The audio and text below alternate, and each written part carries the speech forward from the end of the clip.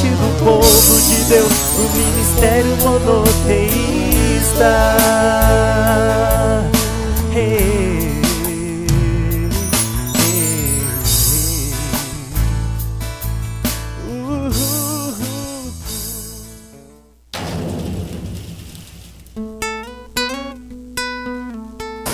A paz do Senhor, meus irmãos, é motivo de alegria, né, estarmos reunidos na casa do Senhor. Não tem lugar melhor, como a pastora Creuza sempre fala, né? Ela fala, bom estarmos aqui, e realmente o lugar que Jesus está é maravilhoso. Não tem lugar melhor do que esse, né? Então, já que estamos alegres, vamos então ouvir o que Deus tem para nós. E Deus tem coisas grandes, maravilhosas para cada um de nós nessa noite. Vamos ler a leitura de base do livro de Gênesis, bem fácil de encontrar. Primeiro livro da Bíblia, Gênesis, capítulo 15. Gênesis, capítulo 15, do primeiro versículo até o versículo 6. Nós estaremos vendo Deus animando Abrão e lhe dando promessa de um filho, de uma geração, né? Então nós vamos ver isso nesse capítulo 15 de Gênesis, versículo 1 ao 6. Todos encontraram? Então vamos ler.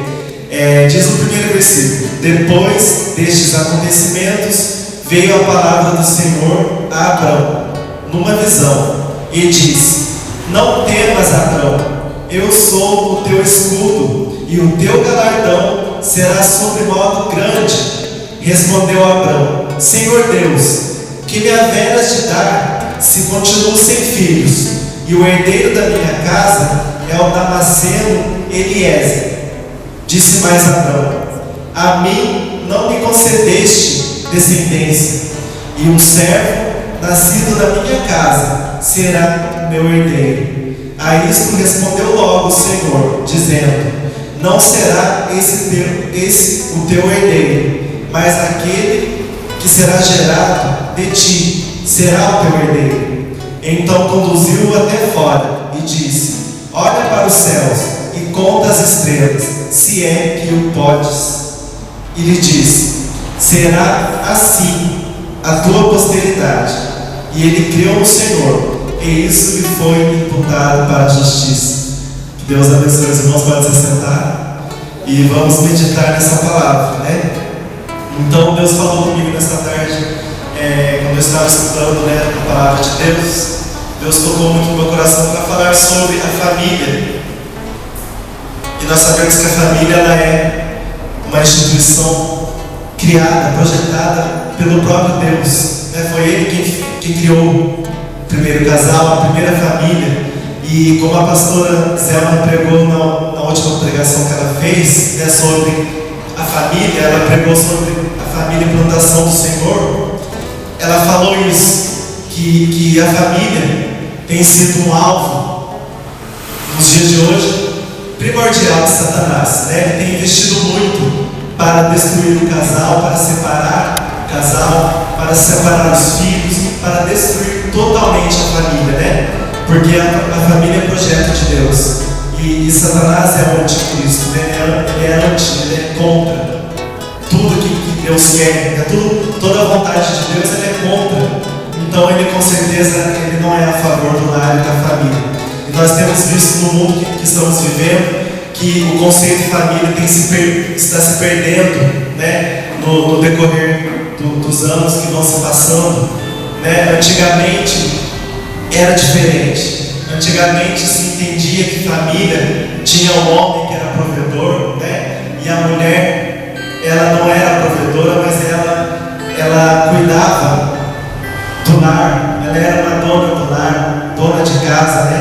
Ela cuidava dos filhos e ela esperava o marido chegar com algo para trazer para a família, o sustento, para a casa, para os filhos, né? Então, antigamente a mulher que trabalhava tinha tantas coisas que hoje em dia vão se mudando com o decorrer dos anos. E atualmente Satanás está querendo mudar o conceito de família para, em vez de ser homem e mulher e filhos, ele está colocando dois homens com filhos, duas mulheres com filhos. E a minha irmã estava conversando comigo hoje, né? Conosco lá em casa, ela falou isso, que na escola da filha dela, e eu creio que é no Brasil todo, né? Estão falando agora, estão colocando na mente da criança que lar, que família, não importa se são dois pais, se são duas mães, né? Ou se é um pai e uma mãe, eles estão colocando na cabeça da criança que é normal, que isso não tem problema nenhum, que isso é uma coisa natural, mas nós sabemos que não é natural, né? Natural é o que Deus criou, é o homem e a mulher, né? Então, irmãos, o tema que Deus colocou no meu coração, que eu quero passar para os irmãos é: família perfeita é possível? Então eu posso responder para os irmãos que perfeita, sem nenhum problema, não existe, né?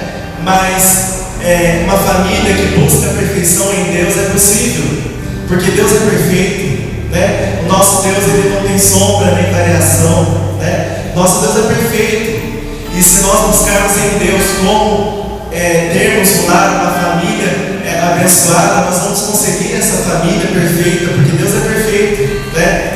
Mas isso não quer dizer que não vamos ter dificuldades nem problemas, que não enfrentaremos isso no meio da nossa família. Vamos enfrentar, mas Deus estará conosco, iluminando o nosso caminho, né? A nossa mente. Nós vamos conseguir com isso vencer toda dificuldade que se levanta dentro de um lar, de uma família, né? Então, irmãos, eu vou ler aqui um estudo que eu pesquisei na internet, né? Diz assim: a palavra família possui um significado que foge à ideia que temos de tal instituto hoje. A palavra família vem do latim famulus, que significa grupo de escravos ou servos pertencentes ao mesmo patrão.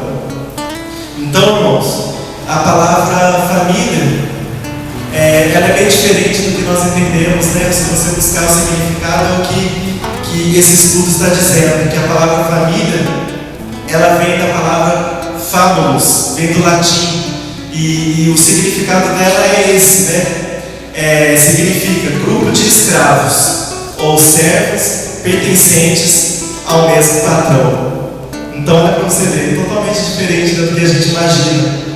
Então, eles chamavam família por conta disso, né? Porque era um agrupamento de pessoas, e aqui estava se referindo a escravos, né? Que pertenciam ao mesmo patrão. E hoje nós somos família de Deus, porque nós temos nosso Deus como patrão, e Ele é um bom patrão, porque Ele cuida de nós, né? Ele é até mais do que um patrão, Ele é um pai, Ele tem cuidado de nós. E nós somos o agrupamento de Deus, nós somos a igreja de Cristo, né? Que o Senhor Deus tem levantado nessa terra para proclamar o seu evangelho, né? Então é maravilhoso pertencer à família de Deus, pertencer a essa família que vai morar com Deus um dia, né? E nós podemos dizer que nós somos escravos obedientes de Deus. Nós não somos aquele escravo que está sofrendo o pelourinho, que está sofrendo chibatadas, né? Porque Deus, Ele é amoroso, Ele cuida de nós, e nós somos aquele escravo que é bem protegido pelo seu patrão, né? E nós já temos a nossa alforria. Jesus, Ele já pagou a nossa dívida naquela cruz. Então nós não sofremos mais nenhuma prisão, né? Porque Deus, Ele tem nos dado a liberdade, né? E nós trabalhamos para Ele e temos um pagamento. Nós não trabalhamos de graça, né? Mas Ele tem um bom salário para cada um de nós. E quer salário melhor do que esse, né? De morar um dia nos céus, né? Um dia nós vamos morar com Ele para sempre na eternidade. Amém? Os irmãos estão felizes por isso? Pode dizer um amém? Glória a Deus. Na leitura que a gente fez, irmãos, que foi a leitura de base, Gênesis 15:1, falou sobre Abrão, né? Abraão, ele era idoso, ele e a sua mulher, e não tinham herdeiros. Então, voltando um pouquinho, né? Porque a gente falou isso antes. Ele pensou que a descendência dele ia ficar para o seu servo, né? Para o seu servo Eliezer. Mas Deus falou para ele: não é esse o seu herdeiro, mas um que virá, que será gerado por ti, esse será o teu herdeiro. E ele já é idoso, nós sabemos que não tem como uma pessoa beirando 100 anos, né, gerar filhos nos dias de hoje. Sara, quando ela tinha beirando 90 anos, e com 90 anos Deus deu para ela Isaac, o filho da promessa. Foi quando se cumpriu essa palavra. E Deus pediu para ele olhar as estrelas. Ele falou: você consegue contá-las? Assim será a sua descendência. Então eu quero dizer para os irmãos que nós possamos querer uma família próspera, uma família com uma videira, com vários frutos, né? A pastora Zelma falou isso e essa palavra ficou muito no meu coração, né? Que a família, ela tem que prosseguir, ela tem que gerar filhos, ela tem que produzir frutos, né? Não pode virar uma árvore infrutífera que não dá frutos, porque a própria palavra de Deus diz que aquele que não dá fruto, ele corta e lança no fogo, né? E eu estou falando agora espiritualmente falando. Nós também temos que gerar filhos espirituais para Deus, né? Que nós possamos gerar filhos, que nós possamos gerar frutos, porque se nós não dermos frutos para Deus, Ele vai nos cortar também, né? E isso é triste. E que nós possamos também, fisicamente, querer ter a nossa continuidade na face da terra. É bênção, filhos são bênçãos de Deus, né? Eu vou ler com os irmãos algumas referências. Vamos ver a primeira referência no livro de Gênesis, que vai falar sobre Adão e Eva, que foi o primeiro casal que Deus criou, ele instituiu aqui nessa terra. Capítulo 1, versículo 28. Nós vamos ver algumas referências da família na Bíblia. Então vamos ver, capítulo 1 de Gênesis, está bem fácil porque nós estamos no mesmo livro. Capítulo 1, versículo 28 de Gênesis. Capítulo 1, versículo 28, que diz: e Deus os abençoou e lhes disse: sede fecundos, multiplicai-vos, enchei a terra e sujeitai-a, dominai sobre os peixes do mar, sobre as aves dos céus e sobre todo animal que rasteja pela terra. Então, irmãos, aqui Deus ele criou o homem do pó da terra. E no sexto dia ele criou também a mulher. Quando Adão era o único homem na terra, só havia ele e os animais. E Deus viu aquela solidão daquele homem, né? E Deus viu que não era bom que aquele homem estivesse só. Então quando ele adormeceu, Deus fez com que ele dormisse. E da costela de Adão, Deus tirou uma parte da costela e ele criou a mulher. Então a mulher é um plano de Deus também para o homem. É uma bênção, é um presente que Deus ofereceu para Adão, né? E o mundo de hoje está ensinando ao contrário, como eu disse, né? Estão ensinando que dois homens juntos é um casal, duas mulheres juntos é um casal, mas nós vemos que isso não tem nada a ver com a palavra de Deus, né? Isso nunca foi a vontade de Deus, nunca vai ser. O mundo pode dizer o que for, eles podem afirmar que eles acham certo, mas nós vamos saber que o certo é a palavra de Deus. Nós vamos seguir somente a palavra de Deus. O que foge disso é procedência maligna, né, irmãos? Então nós temos que fugir da aparência do mal, fugir de tudo que o mundo oferece, porque o mundo anda na contramão de Deus. Se o mundo fala que é certo, então nós sabemos que é errado. Então nós temos que fazer o contrário, né? E aqui nós vemos que Deus ele planejou uma família, Ele criou um homem, Ele criou uma mulher. E nesse versículo que foi lido, Ele disse, Ele abençoou eles e disse: sede fecundos, multiplicai-vos, enchei a terra. Então Ele pediu para que aquele homem, aquela mulher, coabitasse, né? E tivesse uma geração, né? Uma descendência. E Deus abençoou o ventre de Eva, né? E como a pastora Cleusa pregou aqui no Dia das Mães, né? Ela falou que Eva foi a mãe de toda a terra, né? Ela foi a primeira mãe na face da terra. Então, o significado de Eva é isso, é a mãe de todos. E ela foi a primeira mulher que engravidou, a primeira mulher que gerou no seu ventre um filho, né? Deus concedeu essa bênção para Eva e ela teve filhos. Diz a palavra de Deus que ela teve Caim, ela teve Abel. Depois ela acabou perdendo os dois, né? Porque Caim acabou matando Abel por inveja de Deus, né? E ela ficou sem os dois. Então, naquela tristeza, Deus deu para ela 7. E o nome do filho era 7. Não era 7 filhos, mas 7. O filho se chamava 7. E dessa geração veio toda a humanidade na face da terra, né? Através de Adão e Eva. Então, irmãos, é maravilhoso nós estudarmos a Bíblia e vermos o que é a vontade de Deus, o que é o plano de Deus para toda a terra, né? E vamos seguir a palavra de Deus, porque é o melhor. Vamos ver agora em Josué, capítulo 24, versículo 15. Aqui é Josué dando as orientações para o povo de Israel. Josué já estava idoso, então ele pediu uma decisão para o povo. Vamos ver o que ele disse. Josué 24, 15. Glória a Deus. O livro de Josué é um pouquinho difícil de encontrar, né? Esse livro.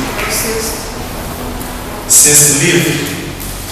É isso mesmo. Josué 24, 15 que diz: porém, se vos parece mal servir ao Senhor, escolhei hoje a quem servais, se aos deuses a quem serviram vossos pais, que estavam da além do Eufrates, ou aos deuses dos amorreus, em cuja terra habitais. Eu e a minha casa serviremos ao Senhor. Então respondeu o povo e disse, vou ler o 16 também. Então respondeu o povo e disse: longe de nós o abandonarmos o Senhor para servirmos a outros deuses, porque o Senhor é o nosso Deus. Ele é quem nos fez subir, a nós e a nossos pais, da terra do Egito, da casa da servidão, quem fez estes grandes sinais aos nossos olhos e nos guardou por todo o caminho em que andamos e entre todos os povos pelo meio dos quais passamos. Então, irmãos, Josué pediu uma decisão. Ele era o líder. Moisés já havia morrido e ele venceu muitas batalhas na frente do povo de Israel como líder do povo de Israel. E aqui ele já estava idoso. Então ele pediu uma decisão para o povo. Ele pediu para aqueles líderes tribais, para suas famílias, para todo o povo de Israel, decidissem se eles iriam servir ao Deus único e verdadeiro, ou se eles iriam preferir voltar a adorar, a servir os deuses que os antepassados deles serviam, da além do Eufrates, né, o rio, como foi Abraão, né, e os seus descendentes.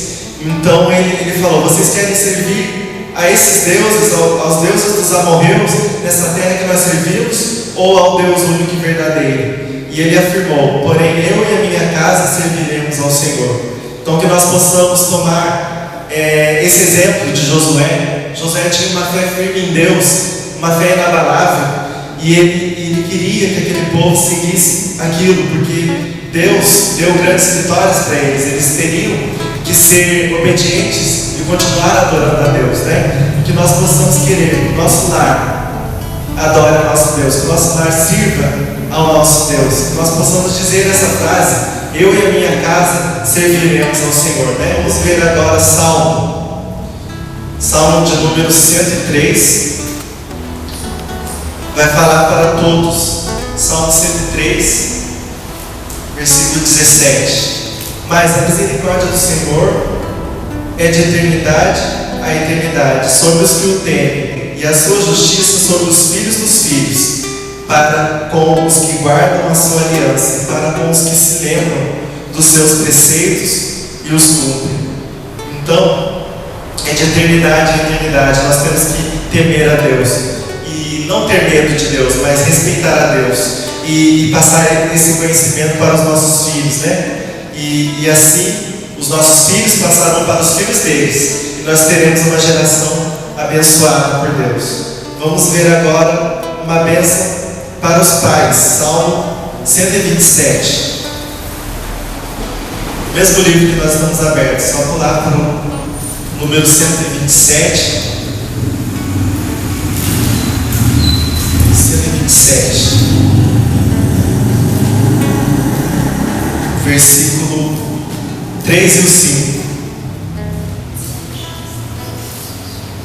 3 ao 5. 127, que diz: herança do Senhor são os filhos, o fruto do ventre, o seu galardão. Como flechas na mão do guerreiro, assim os filhos da mocidade. Feliz o homem que enche deles a sua aljava. Não será envergonhado quando pleitear com os inimigos à porta. Então é muito bonito ver uma família grande, uma família próspera. E os antigos, né? Aqueles que eram o povo de Deus, né? Na época do Antigo Testamento, eles prezavam muito os filhos, a família. E a mulher, quando ela não tinha descendentes, ela era uma mulher muito triste. Nós temos o exemplo de Ana, né? Ana, ela foi a mãe do profeta Samuel, mas ela era uma mulher estéril. E ela enfrentava uma dificuldade no meio da sociedade. E ela vivia uma guerra dentro da sua casa, porque o seu marido, né, ele tinha duas mulheres. Então a outra mulher, Penina, ela tinha filhos e Ana não tinha. Então nós vemos que ela era muito triste. Então realmente a mulher que naquela época que não tinha filhos, ela era vista na sociedade como uma mulher maldita, como uma mulher que tinha o ventre seco, né? Então elas eram muito tristes. Nós vemos que Deus abençoou o ventre de Ana, e depois de Samuel ela teve outros filhos, né? Mas ela fez um voto a Deus, e Deus abençoou o seu ventre, e ela teve esse filho que foi um profeta maravilhoso, né? Que foi usado por Deus e que ungiu o rei Davi, né? Que foi um rei escolhido por Deus, né? Vamos ver agora, irmãos, o que é a vontade de Deus. Vamos ver Gênesis, vamos voltar para Gênesis 2, 24. Gênesis capítulo 2, versículo 24. É a vontade de Deus para a humanidade. Gênesis 2, 24. Por isso, deixa o homem pai e mãe, e se une à sua mulher, tornando-se os dois uma só carne. Então essa é a vontade de Deus, de que o varão, de que o homem deixe o seu pai e a sua mãe, se una à sua mulher e constitua-se um lar, uma família, né? Se torne um casal, uma só carne. Então isso é uma bênção de Deus para a humanidade, né? Vamos ver Marcos 10, do 6 ao 9. Agora nós vamos para o Novo Testamento, o livro de Marcos, segundo livro do Novo Testamento, segundo, né? Mateus, Marcos. Segundo livro do Novo Testamento, Marcos, capítulo 10. Nós vamos ler o versículo 6 ao 9. Vamos meditar nesses versículos. Dá para se entender, não precisa nem falar muito, né? Porém, desde o princípio da criação, Deus os fez homem e mulher. Por isso deixará o homem a seu pai e mãe, e unir-se-á a sua mulher, e com a sua mulher serão os dois uma só carne, de modo que já não são dois, mas uma só carne. Portanto, o que Deus ajuntou, não separe o homem. Até aqui. Então nós já entendemos que essa é a vontade de Deus. Vamos ver qual é o conselho de Deus na palavra para os maridos, e para aqueles futuros maridos também, né? Que vão se casar um dia. Também serve essa palavra. Eclesiastes 9 e 9, é um conselho aos maridos. Eclesiastes capítulo 9, versículo 9, que diz: goza a vida com a mulher que amas, todos os dias da tua fugaz, os quais Deus te deu debaixo do sol, porque esta é a tua porção nesta vida, pelo trabalho com que te afadigaste debaixo do sol. Então essa é a vontade de Deus, que o marido ame e respeite a sua mulher, né? Essa é a vontade do nosso Deus. É um conselho de Deus para os maridos. vamos ver o que diz para os filhos, né? Êxodo 20 e 12. Nós não estamos seguindo uma sequência dos livros da Bíblia, né? Mas acho que dá para encontrar. Êxodo 20, versículo 12. Êxodo capítulo 20, 12 diz: honra teu pai e a tua mãe, para que se prolonguem os teus dias na terra que o Senhor teu Deus te dá. Então nós vemos aí muitas famílias destruídas por Satanás, né? Tem feito filhos se levantarem contra os seus pais, e nós temos visto até matar o seu pai e sua mãe. Nós vemos aquela assassina, né, que planejou o assassinato dos seus pais, né? A Susana, né? Rostoff. Ela não matou com as suas mãos, mas ela e o seu namorado e o seu cunhado planejaram o assassinato por causa da herança. Eles eram uma família muito importante, né, na sociedade, muito rica. Então olha para você ver em que mundo nós estamos vivendo, né? Um mundo em que os filhos planejam a morte de seus pais pelo dinheiro, pela ganância, né? Então é muito triste isso, que nós possamos viver o que diz na palavra, que é honrar pai e mãe, para que viva muitos e muitos anos na face da terra. Tem um conselho para os casais, vamos ver, Efésios 5, 33. O livro de Efésios é no Novo Testamento. Depois do livro de Gálatas, Efésios 5, 33. Não obstante, vós, cada um de per si, também ame a própria esposa como a si mesmo, e a esposa respeite ao marido. A minha versão aqui é um pouco diferente, difícil de se entender, mas dá para ver que aqui está dando um conselho para que o marido ame a sua esposa e para que a sua esposa também o ame, né, e o respeite. Então, irmãos, vamos ler em Provérbios 22 e 6. Provérbios 22 e 6 vai falar aos pais. Eu creio que todo mundo conhece, né? Esse Provérbios 22 e 6 é bem conhecido na palavra de Deus, né? É um versículo que sempre no culto infantil se fala, né? Quase no texto áureo, né? Na Bíblia, que nós sempre conhecemos e ouvimos sempre nos cultos infantis. Então é um conselho da palavra de Deus, aqui é um conselho do grande sábio Salomão, que escreveu esse livro. Ele diz: ensina o seu filho, a sua criança, no caminho que ela deve andar, porque quando ela crescer, não vai se desviar de maneira nenhuma, né, irmãos? E para a gente finalizar, eu vou ler mais 2 versículos. Vou ler Provérbios 11, 29, que agora vai falar sobre o filho rebelde. Provérbios 11, 29. Nós estamos no mesmo livro, vamos aproveitar então, voltar algumas folhas para trás. 11, 29. Que diz: o que perturba a sua casa herda o vento, e o insensato é servo do sábio de coração. Então, o filho rebelde, ele perturba, ele traz conflitos dentro da sua casa, ele traz vento, né? Traz intriga, traz muitas coisas horríveis dentro da sua casa. Ele se levanta contra os seus pais, ele não respeita, ele é um filho ingrato, ele é um filho rebelde. Então realmente não queremos jamais sermos esse filho rebelde, mas que nós possamos ser aquele filho que honra os pais, que nós possamos passar isso aos nossos filhos, como nós demos aqui agora há pouco, né? Que aquele que ensina a criança, ela vai crescer no temor do Senhor. Amém? Para a gente finalizar, vamos ver Efésios 4:32. Antes, sede uns para com os outros benignos, compassivos, perdoando-vos uns aos outros, como também Deus em Cristo vos perdoou. Então você que é mãe, você que é pai, você que é filho, você que é filha, ame, respeite uns aos outros, como o nosso Senhor Jesus Cristo ensinou. Aqui é uma carta do apóstolo Paulo, né, aos Efésios.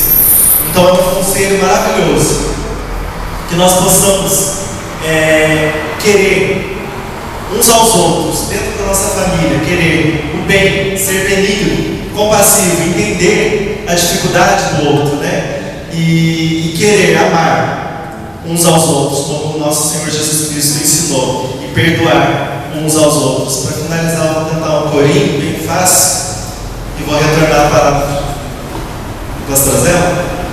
Então só vou cantar um corinho rapidamente.